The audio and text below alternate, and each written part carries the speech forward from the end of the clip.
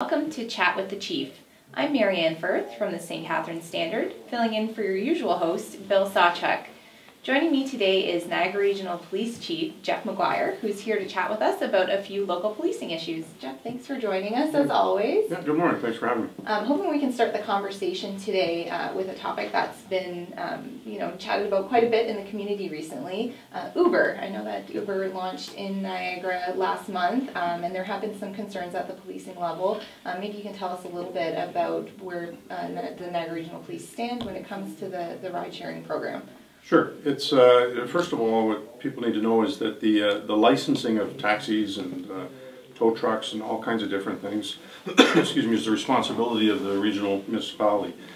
Here in Niagara, the municipality has delegated that to the Police Services Board, and then so thus obviously the police become involved. So the board is actually responsible, the Police Services Board, for developing policy and following the rules and enforcing through us the enforcement of the rules for taxi cabs and limos and buses of certain types and all those types of things. So now with Uber coming in, a new service, the board has to determine, where do they fit. And currently, after they've had a number of discussions at the licensing committee, and currently, if they are operating here, they are operating outside the rules. And we do have people, unfortunately, we have to put resources to this. But we will be, we'll be looking at any complaints that we get from people. We'll also be conducting some investigations of our own. And if we find people that are Uber operators operating outside the taxi bylaws, then we'll have to be laying some charges. Now, what does that mean for the customers of the company? Are there certain concerns that you may want to let them know about before they decide to use the service? Yeah, I think there's been a lot in the news already. There's been some concerns about, one, that the inspection rules on the vehicles, we don't know how safe they are. We don't know anything about the background of the drivers from the policing standpoint. So, it may be safe when you get in, but the other point is you don't know. The other issue is when we go back, if we have to do an investigation, if it's through a licensed cab, then we can go back to the cab companies, we can go through that and get data and get information on who the drivers are, what the issues are, whether they're properly licensed, those types of, whether they're properly insured. Mm-hmm. Right now with Uber, we can't do that. So they are operating outside the bylaw, and maybe someday they will be enveloped within part of a bylaw, and they'll be permitted to operate. But right now they're operating outside the rules, and we can't, as an enforcement agency, we don't have the option of selecting which rules to enforce and which we don't. Right. Now I know they haven't been operating all that long in Niagara, mm-hmm. but have you received any complaints as of yet that you're aware of? Yeah, I don't know, to be honest with you. Our licensing committee we do have an officer who is assigned specifically to that to manage all the licensing pieces. And so we'll be working with him, and if people, I don't doubt there are people that are using it and don't have a complaint. But when it does happen and it comes forward, and when we see people, if we have to do operations to determine, make calls ourselves maybe and find out people that are operating illegally, then we have no choice right now until such time as the law is changed to enforce the law. And we've seen a lot of. Interestingly, my position is I would have liked to seen, excuse me, I would like to see this whole responsibility returned to the region. Frankly, the licensing piece and the policy. You look at all the major cities. Toronto, it's handled by Toronto City Council. It's not handled by the police chief. So it's something that's been delegated to us, which I frankly don't. Right now, we'll do it, obviously, because it's in our hands. But I would like. I've asked our board to take a look at some efforts to get it back to the region where it belongs, so it's handled by people that are in that business. Yeah. Can you just elaborate a little bit about why you'd like to see? Why you'd like to see it move back to the region? Yeah, well, I mean, there's a lot of talk about the cost of policing, and then, although a lot of the work that we do in the licensing is a wash-through, it does take a staff sergeant off, or a sergeant we have who assigned to that, the work that we have to do. And the development of policy is in the hands of the Police Services Board. In my view, that's not really their role. That's the role of the municipal government. Mm-hmm. So I just think it's work that should be in its proper place, should be handled by the municipality. Do we know what the next steps are going to be? Looking at either changing the bylaw or like where do we go from here when it comes to Uber? Because it seems for now they're here. So. Yeah, well, I think our committee, our licensing committee, is still working and looking at it. They meet again in January. They've asked for some legal advice, and I expect that they'll be consulting with. We've heard from taxi companies. They've made presentations. People who are properly licensed and working within the bylaw. We've heard from yesterday at the board meeting. We heard from a gentleman from the United States who is an expert in transportation. I'm not sure at the end of the day, I think he was just kind of saying it's coming, so you should think about developing some policy. But I mean, and then, again, that's the kind of thing, my view, it shouldn't be in the hands of the cops, you know, through the police service. It should be in the hands of the lawyers at the region. But we'll see where it goes. So the next meeting is in January, and I'm sure they'll continue to look at it. All right, look forward to seeing where we go from here. Yep.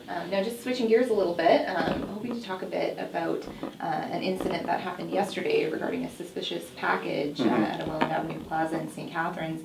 Hoping that you can just tell us a little bit about the protocols when we receive a suspicious package call, and you know, what defines a suspicious package? Well, suspicion, really. Yeah. You know, as silly as that sounds, it's something, you know, you'll see something that seems to be out of place, and I think, in fact, last time I came here to do this discussion with you, I think we had a couple right downtown here the same day, or it was either that or after that when I left here. Somebody left a briefcase right on the corner by a lawyer's office, sitting on the porch. Nowadays, unfortunately, you just don't know what they are, and it's not as simple. Sometimes it is simple. You know, we can go up and have a look, but oftentimes, you know, it's not worth that risk because you never know what's in there. So yesterday, as I understand, it was something near a phone booth, I believe, near a phone in a public place. Somebody thought it was suspicious. Our people come out and take a look, and then we have bomb disposal experts and, you know, a robot, so that we don't have to risk life. We can send the robot in and have a peek, and actually they're equipped with some equipment. They can actually blow it up themselves if they need to from a distance, all remotely, so safety. So it's a challenging, changing times. I mean, we encourage people not to be complacent all the time. So I'll tell people, if you see something that you think is suspicious, then please make sure you do call us. Don't not call us, because that'll be the one time we have a problem. Yeah, absolutely. Can you elaborate a little bit about the importance of taking that precaution? You know, not just assuming that it is nothing. Yeah, I mean, it's up to the person that's, when they see something, they have to pay attention and think, is this out of place? And, you know, it could be a vehicle, it could be a box that's left on a street corner, something near a public place, something. Last time there was a suitcase that was left underneath a tank down at the Armory that's on display. And, you know, when you look at those things, and if you feel that it's suspicious, then let us know. We'll come up and have a look. And then it's up to the operators then to make a determination. If they think it's nothing, fine. If they think there's a potential danger, then they have to take the precautions. Shut the street down. Excuse me, it takes you know, sometimes it can take an hour or two to get the robot moving and doing things. So it's, once again, we can't afford to be complacent. I don't want everybody to be alarmist, but have a look, and if you're worried about it, please do call us.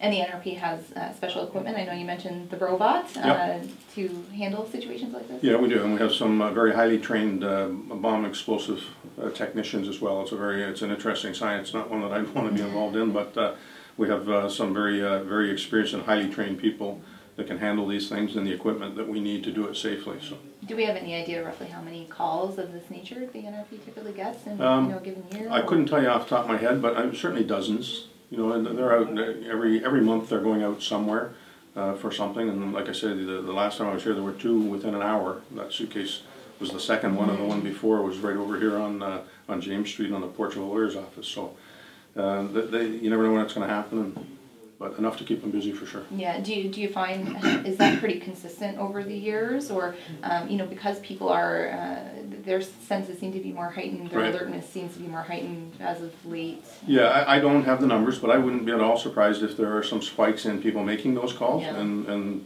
certainly they turn out generally to be nothing. But like I say, that one time you never know, and you know, heightened awareness around the world right now it probably does generate some more calls than in past years. Now, hoping to also talk to you a little bit about the Festive Ride program. I know that the police are pretty much out in full force these days, ensuring that we're getting any impaired drivers off the road. Can you talk a little bit about the importance of, I guess, increasing enforcement around this time of year? Yeah, we always do enforce. Now, we're out there all year. We run ride programs all year long, but during the Christmas season and the holiday season, December, we run them virtually every night across the region, and it's a big region, right? So we've got to move around a lot. Excuse me.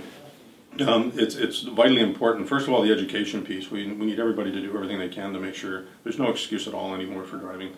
You don't need to. There's no need to. You can get rides, stay over if you need to, taxis, all kinds of different transportation. So, but there are people that don't learn. As you see, every month we publish the names of people who are making very bad decisions, and we've had a number of collisions and some very serious injuries as a result. So we work very hard at the ride program. We have people out every single night, like I said, throughout the holiday season, and unfortunately we generally get some impaired drivers every single night. Have you noticed any change in the numbers that we are seeing? Is the message starting to resonate with people, or? Well, you know, RIDE's been going on for, I think, 25 years. Yeah. I think it does in some areas, but if you look at, I think if you look at the age groups too, unfortunately, it's not the younger people so much. There are some young people, but I see more in the 35 to 65 year range, frankly, of people who are more, in my view, are more prone to be involved, which is kind of troubling. Because they're the people that were 25 years ago were in their 20s and 30s, and they were the ones trying to get the message out as well. So it's a cross-section, it's a bad decision, it's stupid, costs lives, and we continue with the education, but we will continue with as much enforcement as we have to. Well, hopefully people will be driving smartly over the holiday season. Sure hope so, yeah. We sure don't want to be at any bad accidents and have people's lives ruined. So. Yeah, absolutely. Now this is our last chat with you for 2015. I'm hoping you can tell us a little bit about I know it's hard to summarize a whole year, but kind of what the biggest accomplishments were for the past year, and maybe what some of the biggest challenges were that we faced. Yeah, I think, you know, accomplishment-wise, we've moved a long ways along our preparation for our new facilities. The new headquarters will be in there in June of next year. We've started finally. Started working on the site at Geneva and Welland to build the new St. Catharines station, which has been about 15 years in the making. Long overdue, so those are huge accomplishments. We're also just on the verge of implementing our new radio system, which is also overdue. We're right at the end of life of the old system, which puts people at risk, and so we're looking forward. That'll enhance officer safety dramatically, and will enhance, therefore, public safety. So those are big accomplishments. Excuse me. Some of the challenges that we've faced this year, I think the biggest challenge, I would say, well, first of all, if we look at the crime rates are down. Knock on wood, I hate bragging about this before the end of the year, but I mean, things are in better shape than they have been in the past. Our fatalities are down a fair number for over the last 5 years on the highways, so some good is coming of that, we hope. You know, complaints against the police have been down this year. We've made reductions, and I like to think that that's not from anything being ignored. That's from, I think our officers are paying more attention now to their oath than they had in the past. Just a small percentage, some. From the senior management level, we work very hard to drive home the oath and the importance of doing their job properly and within the rules. So those are the good things. Some of the challenges, I mean, we had a very, very bad year in the Niagara region for our officers being severely injured. We've had a couple of occurrences, at least, and these are just the big ones, right? The house that exploded in Vineland, that was a murder-suicide, which ended up nearly costing one of our officers his life, and has a long road of recovery, but I'm incredibly proud of the work that he's doing to get himself back in shape, along with another officer that was injured with him there. We'll be coming back to work soon. We had the shooting up in Fonthill and Pelham, I mean, just on Thanksgiving Day, no less, you know, or the day before, it was Saturday night, I guess, and it's just, you know, it's kind of, everybody says, that stuff doesn't happen here. Like, what's going on? I'm getting calls from my friends in Toronto going, what's going on in Niagara? And I tell everybody, it just drives home the response is that these aren't geographic occurrences. It's not because of where you are. They're human behavior occurrences, and it can happen anywhere. So those are the challenges that our cops face. But had a lot of bad stuff, you know, in relation to injuries. You know, we've had that whole cheese caper that's been over our heads for 3 years, and fortunately, I believe that's behind us now. The last officer has been dealt with appropriately by the courts, and so we can move on from that and put it behind us and continue to work hard to rebuild trust. And as an organization, you know, we're looking forward to doing what we can to assist with the Syrian refugees that are going to be coming into the Niagara region.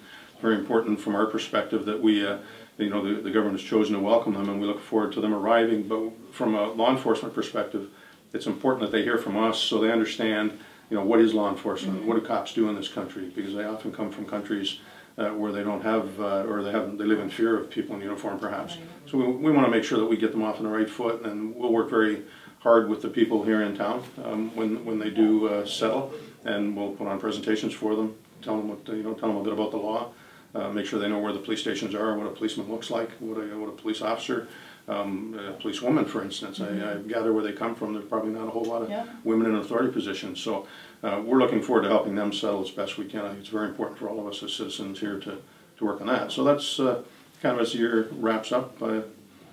Without getting into a pile of statistics, I mean, statistics are boring, but I think we're doing pretty good overall. We've always got more work to do. We always can do better.